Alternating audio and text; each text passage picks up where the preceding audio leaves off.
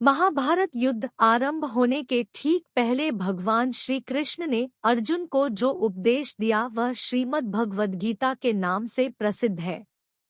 यह महाभारत के भीष्म पर्व का अंग है। गीता में 18 अध्याय और 700 श्लोक है। आज से सन 2023 लगभग 5168 वर्ष पूर्व 3145 ईपू पहले गीता का ज्ञान बोला गया था। गीता की गणना प्रस्थानत्रयी में की जाती है, जिसमें उपनिषद और ब्रह्मसूत्र भी सम्मिलित है। अतएव भारतीय परंपरा के अनुसार गीता का स्थान वही है जो उपनिषद और धर्मसूत्रों का है। उपनिषदों को गौ, गाय और गीता को उसका दुग्ध कहा गया है। इसका तात्पर्य यह है कि उपनिषदों की जो अध्यात्म विद्या थी उसको गीता सर्वांश में स्वीकार करती है।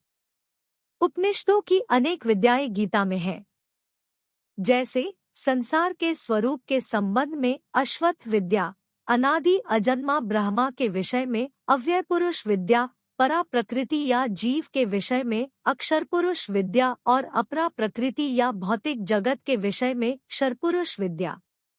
इस प्रकार वेदों के ब्रह्मवाद और उपनिषदों के अध्यात्म, इन दोनों की विशिष्ट सामग्री गीता में सन्निविष्ट है।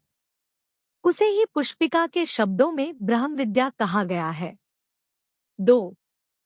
महाभारत के युद्ध के समय जब अर्जुन युद्ध करने से मना करते हैं, तब श्री कृष्ण उन्हें उपदेश देते हैं और कर्म व धर्म के सच्चे ज्ञान से अवगत कराते हैं। श्री कृष्ण के इन्हीं उपदेशों को भगवद गीता नामक ग्रंथ में संकलित किया गया है। गीता के 18 अध्यायों में वर्णित विषयों की भी क्रम प्राप्त संगति है। प्रथम अध्याय का नाम अर्जुन विषाद योग है। वह गीता के उपदेश का विलक्षण रंगमंच प्रस्तुत करता है, जिसमें श्रोता और वक्ता दोनों ही कुतूहल शांति के लिए नहीं वरन जीवन की प्रगाढ़ समस्या के समाधान के लिए प्रवृत्त होते हैं। शौर्य और धैर्य, साहस और बल, इन चारों गुणों की प्रभूत मात्रा से अर्जुन का व्यक्तित्व बना था और इन चारों के ऊपर 2 गुण और थे, एक क्षमा, दूसरी प्रज्ञा।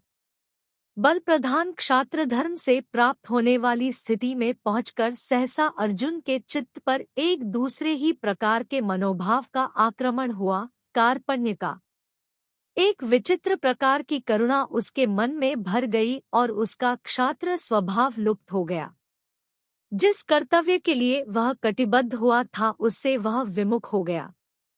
ऊपर से देखने पर तो इस स्थिति के पक्ष में उसके तर्क धर्मयुक्त जान पड़ते हैं, किंतु उसने स्वयं ही उसे कार्पण्य दोष कहा है और यही माना है कि मन की इस कायरता के कारण उसका जन्मसिद्ध स्वभाव उपहत या नष्ट हो गया था।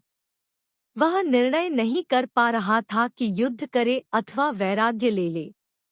क्या करे क्या ना करे कुछ समझ में नहीं आता था। इस मनोभाव की चरम स्थिति में पहुंचकर उसने धनुष बाण एक ओर डाल दिया।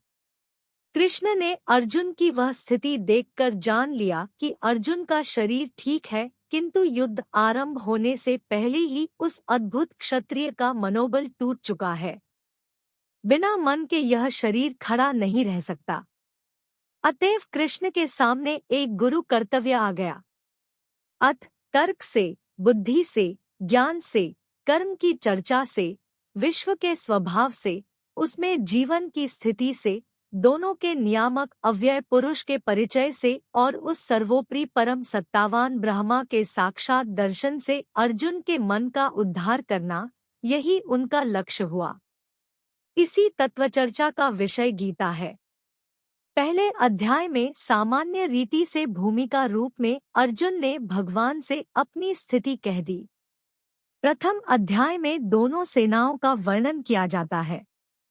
शंख बजाने के पश्चात अर्जुन सेना को देखने के लिए रथ को सेनाओं के मध्य ले जाने के लिए कृष्ण से कहता है। तब मोहयुक्त हो अर्जुन कायरता तथा शोक युक्त वचन कहता है।